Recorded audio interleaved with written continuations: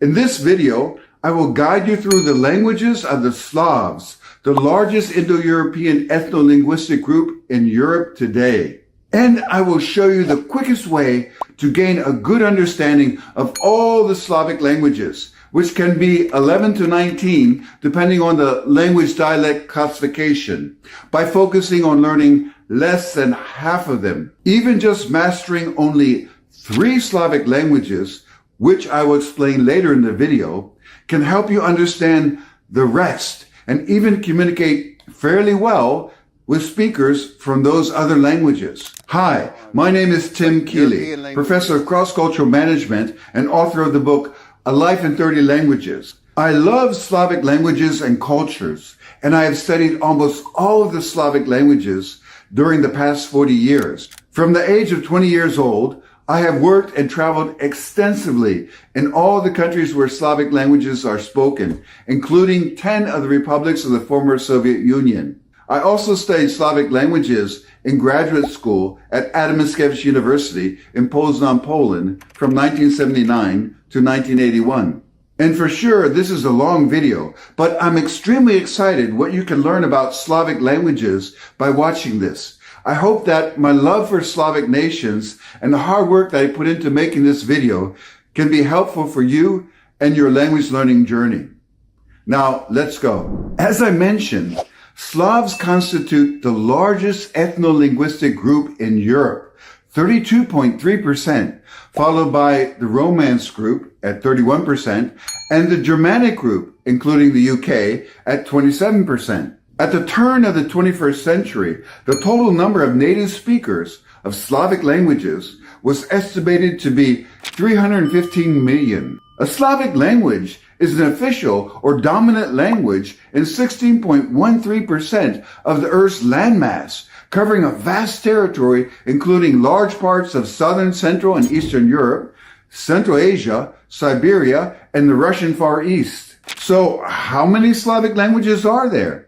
That is a complex question since it requires distinguishing between languages and dialects. Linguists often use mutual intelligibility as the main criterion. However, politically, the situation is quite different. For example, Czech and Slovak are treated as separate languages, despite their high level of mutual intelligibility.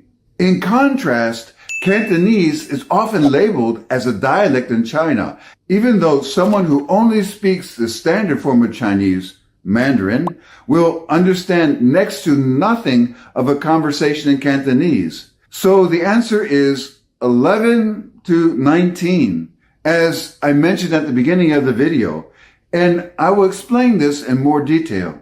The Slavic languages are conventionally divided into 3 subgroups: Eastern, Western, and Southern. So you can guess, what is the best strategy to learn less but understand more when it comes to Slavic languages? The answer is to learn one from each of these 3 groups.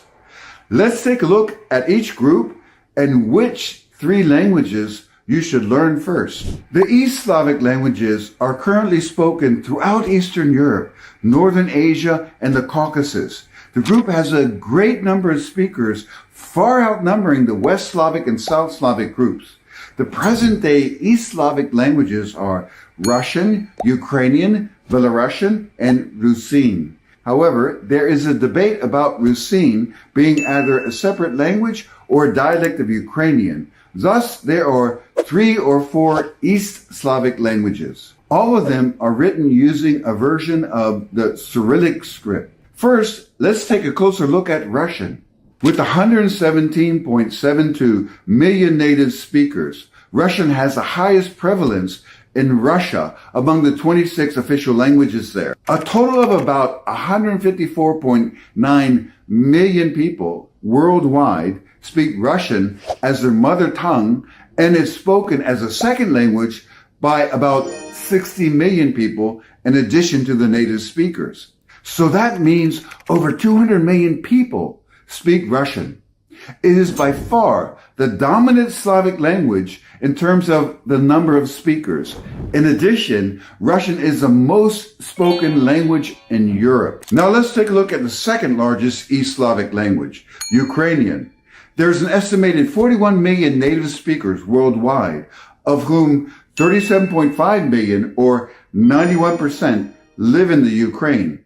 It is important to note that Russian is widely spoken in Ukraine as well. According to a survey done in 2022, 81% of the population of Ukraine speaks Ukrainian in their personal life, and at the same time, 34% speak Russian, meaning that a significant portion of the Ukrainian residents, constituting 19% of the people, speak both languages regularly. This map shows which language dominates in the various areas of the country.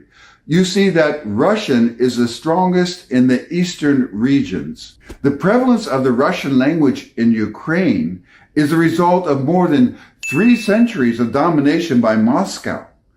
From Peter the Great onwards, the Russian state attempted to eradicate any hints of Ukrainian nationalism and independence. When I was in the Ukraine during the Soviet times in 1978, my friend Oksana, a native of Kiev, told me that one day when she was walking down the street talking to her father in Ukrainian, they were accosted by a complete stranger who growled in Russian, "Why are you teaching your child that useless language?" Only now, looking back at all that has transpired since that day in 1978, can I fully understand the importance of this linguistic cultural conflict.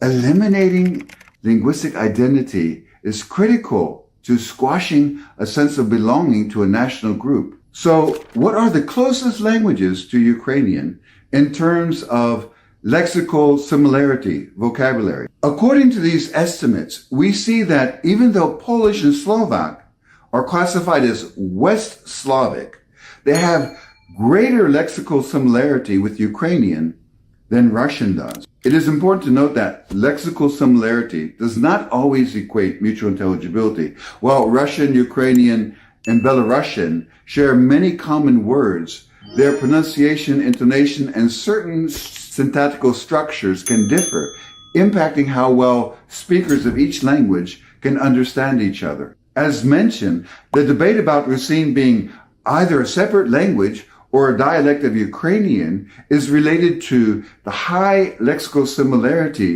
between the two languages. There are about 70,000 native speakers of Rusin, and the majority of them live in neighboring countries, mainly Slovakia, Serbia, and Poland. As for the Belarusian language, about 6,984,000 Belarusians, 85.6%, declared the language to be their native language. Other sources, such as Ethnologue, place the figure at around 3.5 million active speakers in Belarus. The lexical vocabulary similarity between Russian and Belarusian is often considered to be the highest amongst the East Slavic languages.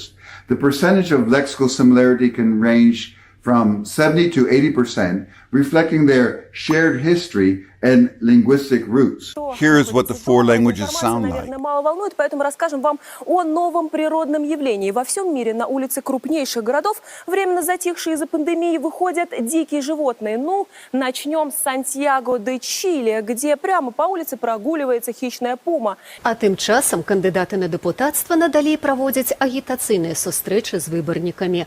Одні обіцяють добробит, інші ж кажуть, що саме головне. Ну так і це мова йде про консультативну домовленості вже були якісь обмеження, що так, прописаний десь пункт, дивіться, що люди... я розумію, але це, мені здається, це деякою мірою все одно другорядне. Якщо ми хочемо досягнути миру, то ми маємо пробувати. Всім доброго здоров'ячка, звати Нями Гальницька. Ми з вами будемо никати на кіко карпато-русинський говор, подобний до українського. Ну, поздоровкайтеся зі мною, поклоніть-мися. Що в нас низька туйка буде діятися? Я вам буду розказувати за деякі предмети та й слова, а ви будете мусити вгадати, що то є. I imagine it is clear to you that the language in this group we should choose to learn first is Russian. The main reasons are the number of Russian speakers and the vast territory that it covers.